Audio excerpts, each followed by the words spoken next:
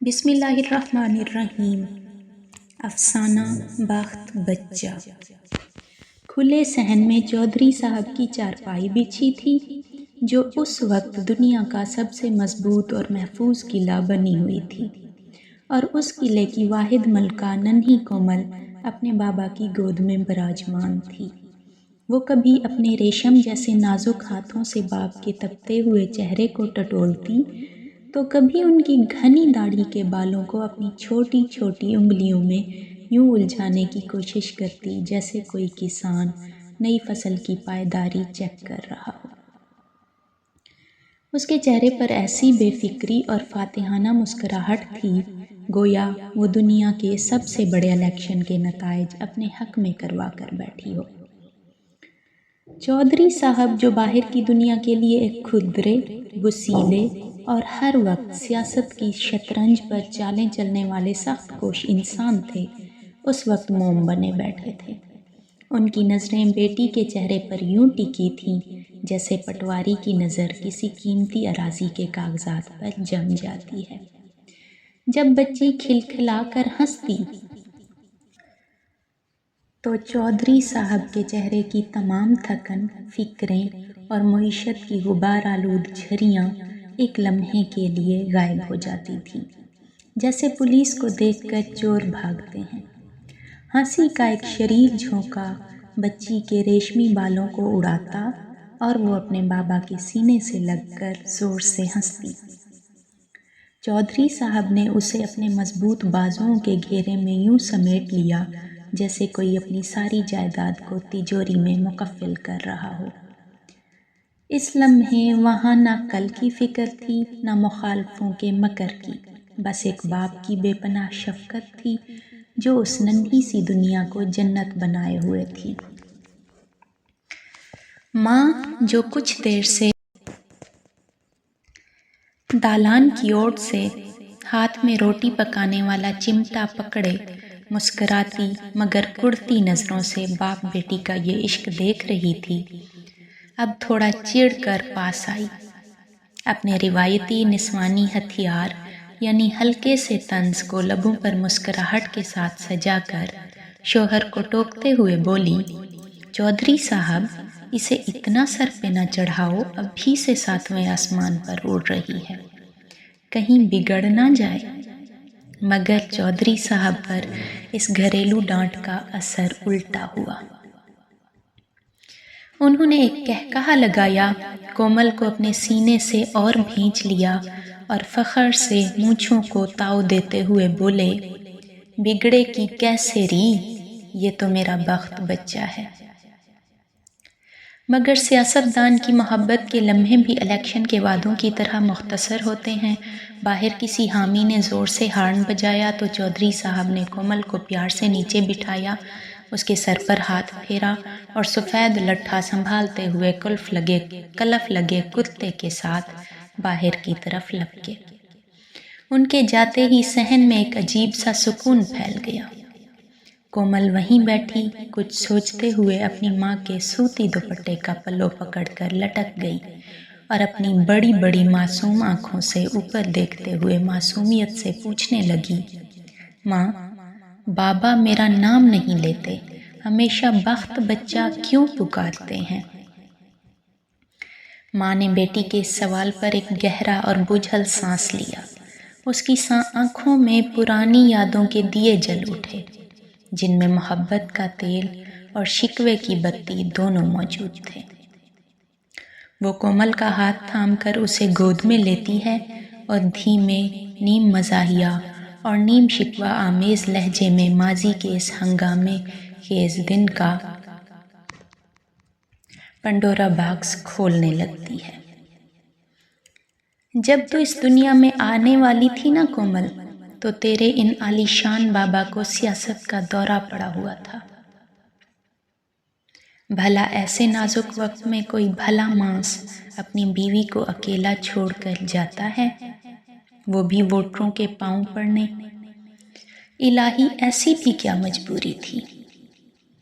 اس وقت چاروں طرف میری تکلیف کا اندھیرا تھا اور تیرے باپ کا کہیں پتہ نہ تھا۔ وہ تو شکر کرو دائی کندن بی بی کا، جو مجھے تڑپتا دیکھ کر دوا کم اور طنز کے تیر زیادہ چلا رہی تھی۔ وہ تالیاں بجا کر بولتی جا رہی تھی، ہائے نی تقدیر، یہ کیسا شوہر ہے۔ بھلا ایسے نازک وقت میں کوئی جورو کو اکیلا چھوڑ کر جاتا ہے؟ ایسی بھی بھلا کیا مری آن پڑی تھی۔ ادھر میں درد ذہ سے تڑپ رہی تھی، کرا رہی تھی، لیکن اس تکلیف میں بھی میرے منہ سے شوہر کی وکالت ہی نکلی۔ میں نے ہانپتے ہوئے کہا، الیکشن ہے رے، الیکشن ہے۔ ماں نے ایک لمبا سانس لیا، جیسے وہ تپش آج بھی اس کے مزاج میں ابھر آئی ہو۔ کومل ماں کے چہرے پر بدلتے رنگوں کو دیکھ رہی تھی، جہاں دیسی عورت کی روایتی شکایت بھی تھی اور میاں کے لیے گہرا مان بھی۔ ماں نے چٹکی بجاتے ہوئے بات جاری رکھی، خیر، محلے کی عورتوں کے مشوروں، ٹوٹکوں اور طرح طرح کے جملوں کی برسات کے بعد بالآخر تو نے اس دنیا میں قدم رکھ ہی دیا۔ تیری پہلی مہم جوئی کامیاب رہی اور تو پیدا ہو گئی۔ باہر دالان میں کھڑے تیرے چچا کو جب تیری خیریت سے آمد کی خبر ہوئی تو خوشی کے مارے ان کا توندلا پیٹ بھی ناچنے لگا۔ خوشی ایسی تھی کہ انہوں نے تجھے ایک نظر دیکھ کر اپنا وقت ضائع کرنا گوارا نہ کیا، بس وہیں سے دھوتی سنبھالی اور بھاگم بھاگ سیدھے پولنگ اسٹیشن پہنچے۔ بابا تیرے جو الیکشن کے نتائج کے انتظار میں ناخن چبا رہے تھے اور ایک ایک سیکنڈ یوں گن رہے تھے جیسے ادھار واپس کرنے کا وقت ہو۔ چچا نے ہانپتے ہوئے پیاس سے سوکھے گلے کے ساتھ ان کے کان میں بم پھوڑا، چودھری جی مبارک ہو، بخت بھری آئی ہے۔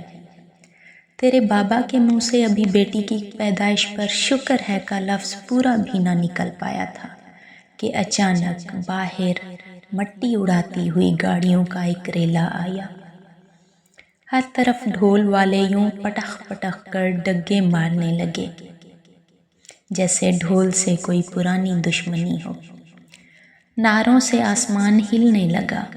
الیکشن کا حتمی نتیجہ آ چکا تھا اور لاؤڈ اسپیکر چیخ چیخ کر کہہ رہے تھے کہ چودھری صاحب پورے 300 ووٹوں سے میدان مار چکے ہیں، یعنی دونوں لڈو ایک ساتھ ہمارے آنگن میں آ گرے تھے۔ تیرے بابا سیاست کی اس تیز دوڑ میں جہاں ایک ایک سیکنڈ قیمتی تھا، نہ صرف الیکشن جیت گئے بلکہ خدا نے انہیں بیٹی کی رحمت سے بھی نواز دیا۔ اسی لیے وہ کہتے ہیں کہ تو نے ان کی لاج بھی رکھ لی اور ڈوبتی سیاست کا وقت بھی بچا لیا۔ ماں کی یہ سیاسی داستان سن کر کومل نے ایک طویل سوچ کے بعد گہرا سانس لیا۔ اس کے معصوم ذہن میں اب دائی کی باتیں اور بابا کا ووٹروں کے پیچھے بھاگنا گھومنے لگا۔ وہ ماں کا پلو چھوڑ کر تھوڑی ترچھی نظروں سے دیکھتے ہوئے بولی، بھلے ادھر سے الیکشن جیت گئے بابا، پر اگر اس چودھراہٹ کی دوڑ میں وہ اپنی اس معصوم بچی یا آپ کو کھو دیتے تو الیکشن زیادہ ضروری تھا یا ہم؟ پھر خود ہی اپنی بات پر مسکرا کر لاڈ سے بولی، خیر چھوڑو ماں، میری ہی یہ خوش نصیبی ہے کہ میں اس دنیا میں درآمد ہوئی تو وہ چودھری بن گئے، اور بابا کے سینے میں جیسے وہ بھاگتا ہوا وقت ہمیشہ کے لیے بریک لگا کر ٹھہر گیا۔ ماں نے تڑپ کر بیٹی کو اپنے سینے سے لگا لیا۔ اس کی آنکھوں میں ممتا کے آنسو تیرنے لگے۔ وہ اس کے ریشمی بالوں کو سونگھتے ہوئے بولی، ہاں میری جان، تو ہمارے گھر کے لیے بخت ٹھہری ہے، جس نے تیرے باپ کی اڑتی ہوئی لٹیار زندگی کو ایک جگہ ٹکنا سکھا دیا۔ اسی لمحے کومل کے معصوم ذہن کے بند دریچے میں ایک اور شرارتی مگر گہرے سوال نے دستک دی۔ اس نے ماں کی آغوش سے سر اٹھایا، اپنی بڑی متجسس آنکھوں کو مٹکاتے ہوئے ماں کی طرف دیکھا اور پوچھا، ماں ایک بات تو بتاؤ، جب کوئی بچی پیدا ہوتی ہے اور اسی دوران اس کے باپ کو کوئی بڑی خوشخبری مل جائے تو کیا صرف وہی بچی بخت والی ہوتی ہے